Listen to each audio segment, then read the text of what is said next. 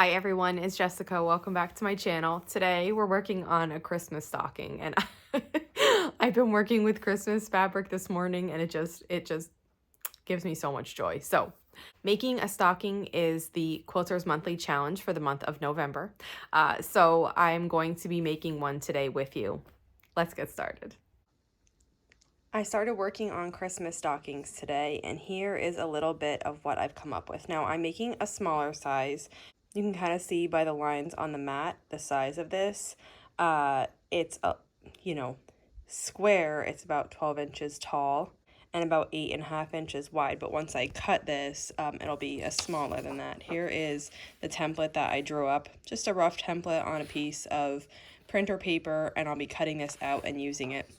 I've been having fun digging through my Christmas fabrics, and I've been pulling out like my best ones that I've been saving forever, because why am I saving them? I should use them. This one was a long time ago, and I had a fat corner bundle of this one, so I fussy cut a few of these faces, and this one also, this is an older one that I've been saving, so I fussy cut that little cute gnome. And yeah, I did cut out a bunch of other ones. I'm definitely planning on making 2 of these, but like I mentioned in the video about this challenge, I'm making new stockings for my kids, and the front is going to be a mix of felt and fabric, but the back is all going to be piece squares, so I figured I needed a bunch to do those. I have this one here. This is an older one too. I'm going to fussy cut some of these faces out. And I'm just happy to be using this beautiful fabric and putting it into a stocking. So what I'm going to do now is sew the back. You could use the front or the back as the front or the back. So I'm going to sew the opposite side of this. And what I need to do is just like make it a mirror image. So it'll be like this in the middle, but then these two will be on this side so that when they go wrong sides together, they're the same size. So I'm going to work on laying out some squares for that and then sewing it together. I'm just going to piece these just like I would any other block. So I have them stacked vertically here, and I'm going to match up my squares here and just sew along the edge.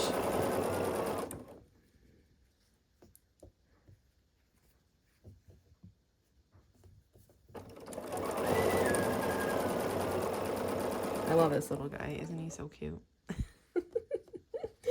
These are just 2.5 inch squares. I was gonna go smaller because these stockings are smaller, but then the problem is that you lose a lot of detail in the fabric. So I would have needed more squares, and you would have gotten like more color, but you wouldn't have been able to see a lot of the details unless they're really small. Like I could have gotten like a bird or a holly leaf, but to get the bigger things, like that snowman face, and there's a Santa face on the front one, I needed to cut at 2.5 inches. So there's less squares in the stocking. If I use a smaller size, there'd be more squares, but still this gives you a lot of view of each of the details on the fabrics, which I ended up thinking this is the better route for these stockings.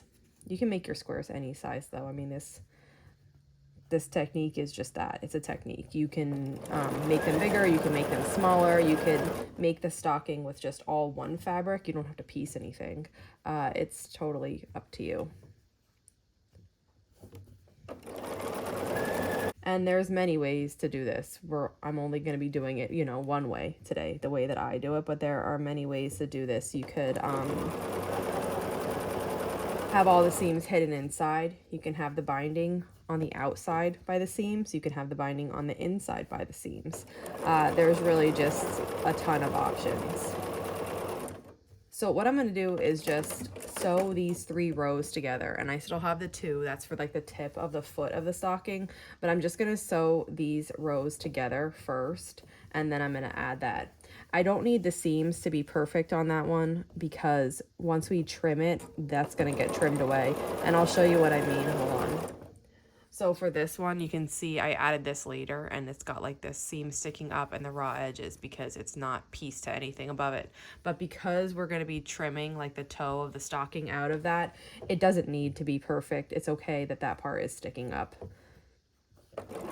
So I'm going to piece this back one like that too.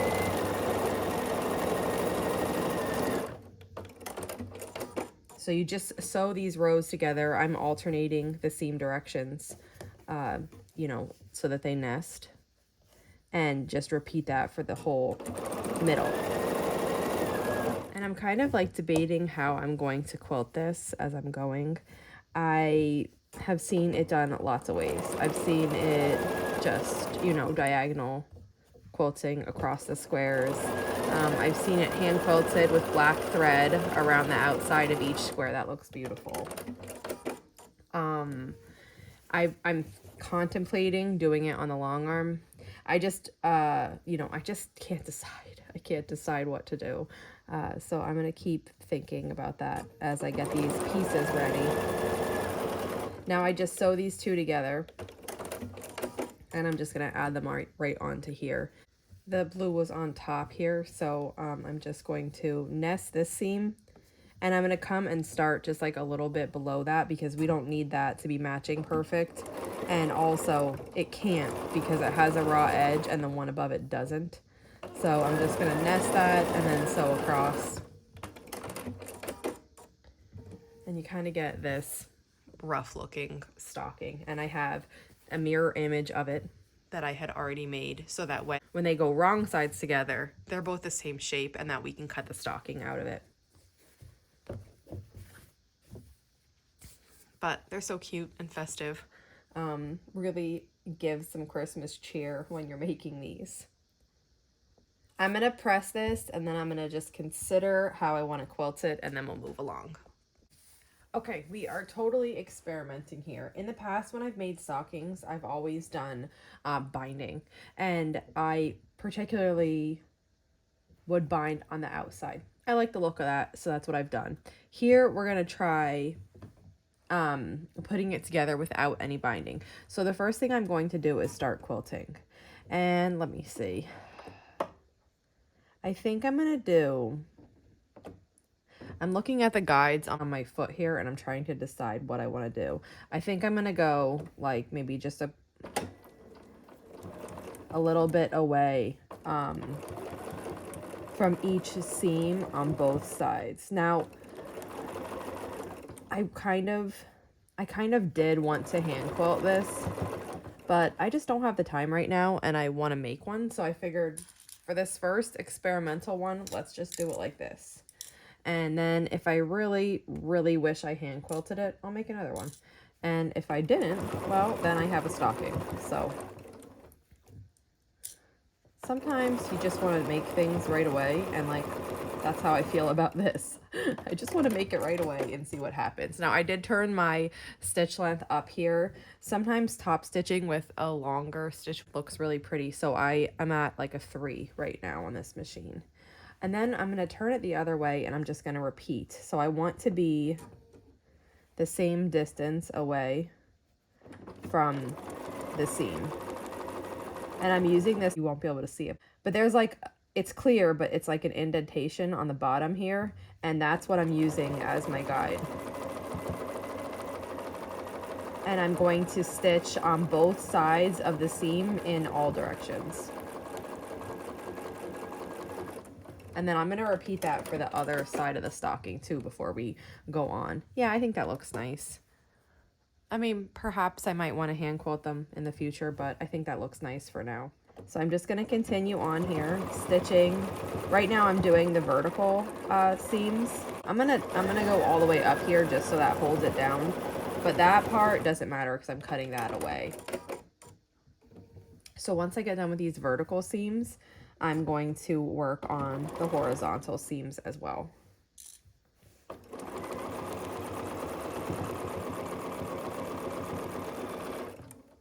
I have both of these quilted and actually they turned out really cute and I like them a lot. So here's what they look like. That's one side. And here's the other side. Now I'm going to cut. I had put the template on here and traced just around it with a water-soluble marker, and now I'm just going to cut these out. I'm going to exactly follow the line I drew and just cut right on it all the way around. Now, these scissors are jumbo. Probably would be easier with a smaller pair of scissors, but these are the sharpest scissors that I have, so that's why I want to use them. Okay, these are so cute. I can barely stand it. I'm like laughing to myself over here as I'm cutting them out because they're so cute. All right, so I also cut out one each way of an inside. This is going to be like the lining. And the first step now is to take either side, it doesn't matter, of the stocking, the outside, and you're going to lay the inside on it. So you're just kind of matching up, making sure it looks good. And what we're going to do is sew across here with about 1/4 inch seam allowance. I put my 1/4 inch foot back on after I finished quilting. And also I put my stitch length back down to normal. So it's like about a 2 now. And so this is what it will look like now. Okay. And we're going to do that to the other side also. So I have my other side here. I'm just going to lay this on top. This one's not as perfect. I'm a little bit bigger here, but that's okay, I think. Okay, and we're going to sew across the top here with 1/4 inch. Okay, now we're going to open it up so that it looks like this. And we're going to take the other piece and lay it on top. You can pin or wonder clip or, you know, whatever you want to do. Basically, I'm matching up these seams at the top, and I'm going to match up all the way around. I think I'm going to use wonder clips, and then we're going to start sewing on the outside.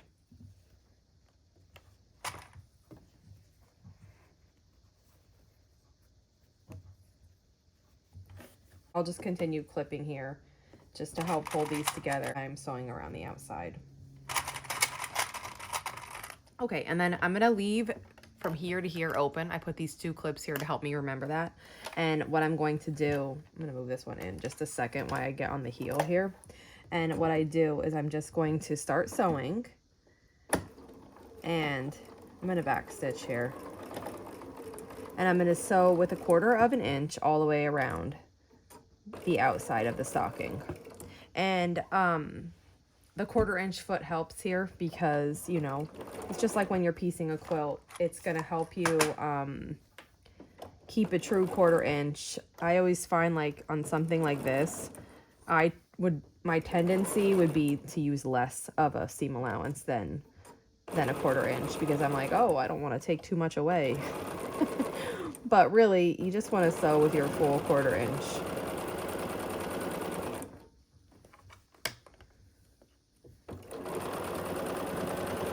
And then just remove the clips as you're going.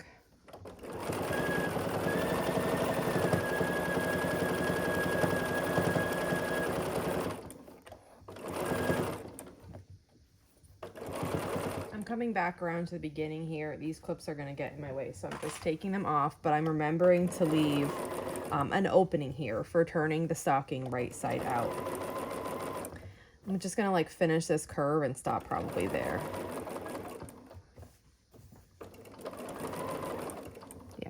Good.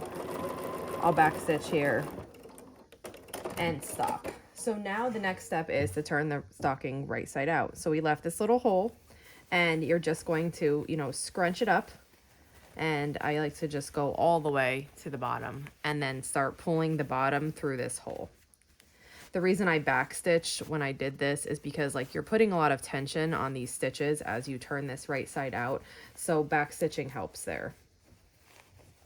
And then just take your time and work through pulling this out. You're going to need to use, well, like my hole is pretty little here. Let me see. I left like a 2.5 inch hole. It's pretty little, but like I can't get my hand through that hole. So I'm going to use a point turner would work. I've used a crochet hook before. I actually really like crochet hooks to kind of, right now I have my thumb in here, but I probably will go over it with something just to make sure this like turn is crisp. But you're just pushing everything out all the way to where the seam is so that it's nice and flat. I do have a crochet hook here, so I'm going to put that in the hole. And then what I do is I just kind of like, I run it like along the seam like that. And it just helps push it out so that it lays nice. And I just do that, I'll do that like along the whole thing. So that's Very nice. Very nice. And now I'm going to, you can like, if you're happy with how this looks, you can sew this opening closed. Now for the opening, you can hand stitch it closed with a ladder stitch, or you can just kind of, I'm gonna, I'll show you. I'm just going to tuck the seam allowances in like that. And then I'm just gonna machine sew right along this bottom just to sew it. And I'm not using a full 1/4 of an inch here. I'm using more of like an 1/8 or a 1/16. I basically just want to sew that closed. So I'm staying right next to the edge and just sewing it closed. And I go like a little bit past, like that. And then I'll backstitch at the beginning and the end also. So now my stocking is like completely closed. The next step is to just shove this down into the actual stocking. And because the stocking is small, it's a little bit more challenging, like to get my hand in, but it's still not really difficult.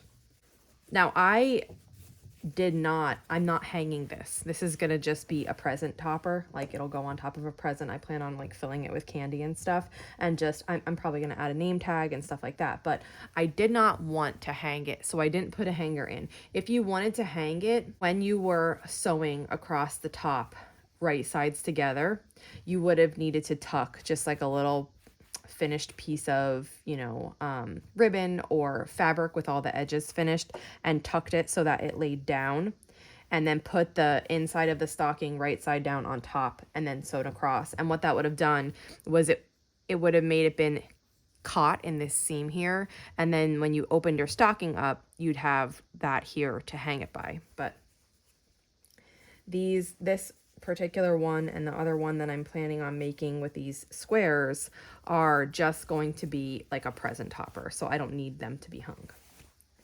Now I'm just making sure everything's laying nice. The final step here, if you would like, you could press this now with an iron if you want, and then after you press it, it would be to just top stitch along here. And when I top stitch and it's something closed like this, I just remove my table, and then that way I mean this isn't going to fit on here anyway, but it's a lot easier to manage than if I had that giant table. So I'm going to turn my stitch length back up. I'm going to go to 2.5. I'm not going to quite go to the full 3 like I did here, a little bit shorter, but I am going to keep the 1/4 inch guide on. That means my my top will be, you know, a 1/4 inch down from the edge, and I think that'll look nice. So then I just take my time and sew around here. You could press it first if you want. That's often what's recommended. I didn't, but that's all right. I'm just making sure that my seam is actually at the top and that everything's laying nice, and it is now.